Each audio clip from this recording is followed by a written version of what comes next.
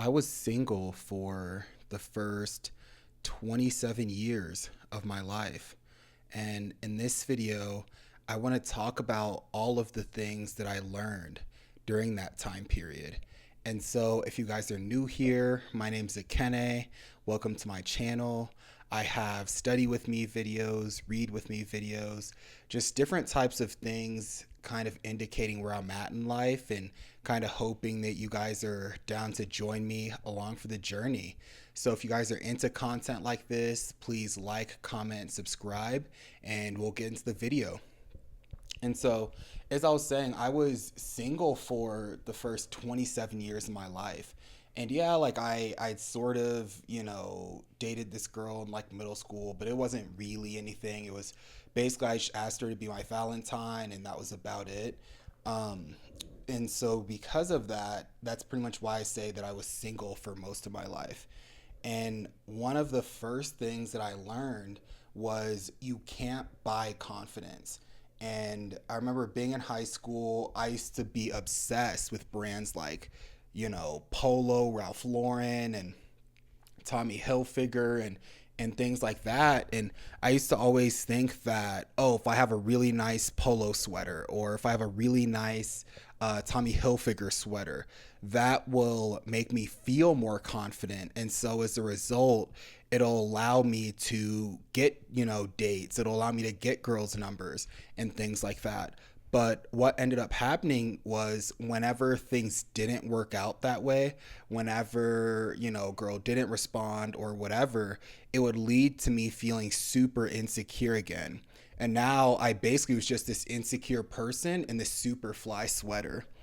And so the other thing that I learned is that no amount of dates can make you feel complete. And basically, what I mean by that is if you think that going on a ton of dates will essentially help you to feel more confident about yourself, you're sadly mistaken because there's no number of dates that you will go on that will make you feel confident in yourself if you don't feel confident naturally. Because your confidence should come from within. It shouldn't be a certain, number of dates that you need to go on to allow you to feel that confidence. And this was something where when I first, got on Hinge and Bumble and all these other dating apps, I thought that, oh, well, if I'm going on like 3 dates a week or whatever, that'll finally help me to feel more confident. But what I noticed was when I was on those apps, a lot of times I was more focused on quantity than quality. And so what ended up happening was it made my confidence even worse because then I started to ask myself, why am I going on dates with girls that I'm not interested in really pursuing anything with? Or why am I, you know, going on these dates when I know that I don't see a future with this girl? And so that's why that kind of falls into the next thing that I learned, which is don't date out of scarcity. It can get super easy to date out of loneliness or because your friends are dating, your friends are in relationships. And the thing is, until you learn to love yourself, you can't really know or understand properly how to love someone else. And so, what tends to happen is oftentimes people rush themselves into dating someone too soon when they know they shouldn't be. They know they should still be taking time to find themselves, to learn more about who they are, what they like, what are green flags for them, what are red flags in terms of dating. And so we tend to think, oh, well, I'm lonely right now, so dating someone will help me fix that. When in reality, dating the wrong person can actually make you feel even more alone. And so then you end up putting yourself in this situation where you feel like because you never worked on yourself, you never worked on that confidence, you start to feel like, oh no, if I break up with this person, what am I going to do? How am I going to move on with my life? And so the other lesson that I learned as well is there's no magic number when it comes to your body count that will make you feel like more of a man. And so I know that at least for me and my friends growing up, we looked at guys like whether it was Drake or Justin Bieber or people just in general who it seemed like they got a lot of attention from girls, and we thought that was something that was something like an honor, something to brag about, something to be proud of. We thought that the more girls that were into us, the more girls that, we hooked up with, the better it would be. And the thing is, what we started to realize is just like with the dating example, when you're chasing quantity over quality, it still leaves you feeling empty. And the problem is when you're chasing body count, when you're chasing a number, you're not looking at the woman in terms of who she is as a person. It starts to limit your mindset in terms of how you look at her, and it reduces a woman to you essentially is just somebody that helps you achieve that number. She just becomes someone who can please you physically, and that's it. And because of this, what tends to happen is you tend to lose respect for women.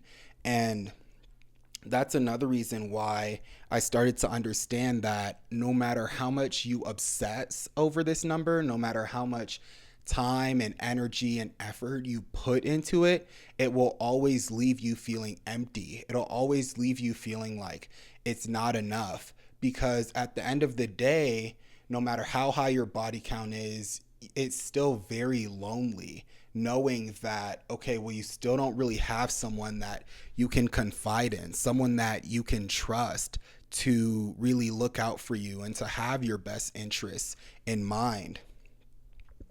And another lesson I learned was if a situation didn't work out, there's a good reason for it. And so basically, I was talking about how in the moment it hurts because you might have thought that they were the one. But when you meet the person that you're meant to be with, you will realize why it didn't work out with that person. And so I'm married now, but I remember, there were a few girls or whatever that I was like, oh, maybe this will be it. Maybe this is the one I'm supposed to end up with. And at the time when things didn't work out, I was really frustrated because I couldn't understand why it didn't work out. And it wasn't until I met my wife that I finally understood, like, oh, this is why it didn't work out with that person. Actually, low key, we wouldn't have been compatible because of this or because of that. And so it made me understand why God didn't allow those other situations to work out. And because of that, that's why I always think it's funny looking back, because we think we know our lives better than God knows. We think that we know what's best for us better than God does. But ultimately, God knows what's best for us, and He has what's best for us in mind. And so we just have to trust Him to allow that to happen. And we have to continue to work on ourselves as well, so that when that person presents themselves, we don't screw it up because we were living as the person that we were yesterday or a few years ago, and we failed to evolve into that person that we're meant to be. And so another lesson that I learned is working out is great, but you need to love what's internal before you can love the external. If you're waiting to get to a certain physique or a certain weight before you can love yourself, you're essentially just guaranteeing that you will be miserable until you get there. And so, yeah, I didn't really start working out consistently until my senior year of high school. And initially, when I started working out, honestly, it was through just like a lot of anger.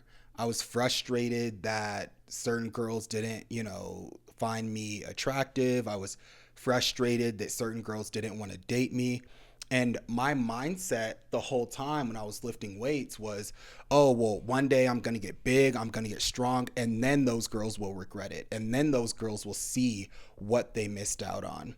But what I noticed was the problem is when you're lifting from that mindset, when you're lifting with that mindset of scarcity, essentially what ends up happening is when you don't put on muscle at the rate that you wish you were, or if let's say you're going through a busy period in school and you have exams, you have finals, you have other things demanding your attention, what tends to happen is now you're getting so stressed out because you've tied so much of your identity in lifting weights, in putting on size. Now you start to feel like not only are you letting yourself down, but you also start to feel like, man, maybe I'm just never going to get women like that because I'm still scrawny. I'm still not as big and as strong as I want to be. And so that's why I was saying you have to learn to love yourself from the inside first, because yes, putting on size, getting bigger is fun. It's amazing. It definitely can get you confident. But until you learn to love who you are and you learn to embrace yourself, it's going to be really difficult to rely on just putting on muscle to get you to that point of finally being confident, of finally believing in yourself. And because of that, I just really had to learn that me getting to a certain weight or whatever would never really make sense if I'm only doing it to try and get a girl that rejected me in high school or to get a girl that wasn't giving me the time of day in college. And what I started to realize was even if, let's say, I would have ended up getting that girl, chances are I wouldn't have wanted her anyway if it was that superficial. If it took me putting on 20 pounds of muscle to all of a sudden become desirable, chances are that wouldn't have been the person for me anyway in the long run. And so, yeah, you guys, I want to make this video to kind of talk about all of the lessons that I learned when, I was single and all of that. Of course, if you guys think I missed anything, definitely drop them down in the comments below. I made this list. I probably forgot some things. Yeah, I would probably say, I guess another thing, another tip is I would say trust God and trust his timing, that when it's meant to be, it'll work out. And if it doesn't work out with someone, to also continue to trust, continue to pray that not only does God turn you into the person that you're meant to be, but also that he's working on the person you're supposed to be with as well. Because we tend to focus so much on the chase, so much on finally getting to that person, that we forget to truly work on ourselves to the point where we can be someone excuse me, it's the point where we can be someone that can make something like that, something like a relationship, last in the long run. And so, yeah, you guys, to recap my points, the first point was you can't buy confidence. The second point was no amount of dates can make you feel complete. The third point was don't date out of scarcity. And then the fourth point was there's no magic number when it comes to your body count that will make you feel like a man. The fifth point was if a situation didn't work out, there's a good reason for it. And the last point was working out is great, but you need to love what's internal before you can love the external. And then the last point, the bonus point was trust God's timing, whether things work out or whether they don't work out. And so I hope that you guys got some good value from this video.